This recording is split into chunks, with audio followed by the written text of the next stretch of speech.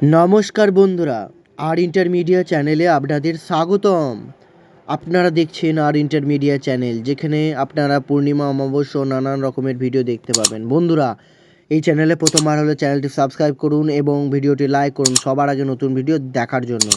বন্ধুরা, আজকে আমরা জেনে নেব কৃষ্ণ জন্মাষ্টমী তিথি সম্বন্ধে। 1431 সালের ভাদ্র মাসের জন্মাষ্টমী তিথি কবে?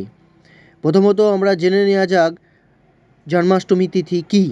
জন্মাষ্টমী হলো ভগবান শ্রীকৃষ্ণের শুভ জন্মতিথি।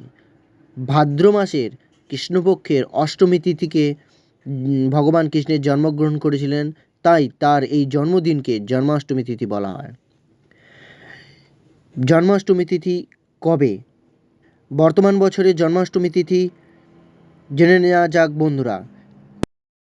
দিন ও তারিখ: 9ই ভাদ্র অর্থাৎ ইংরেজি মাসের 26শে আগস্ট সোমবার।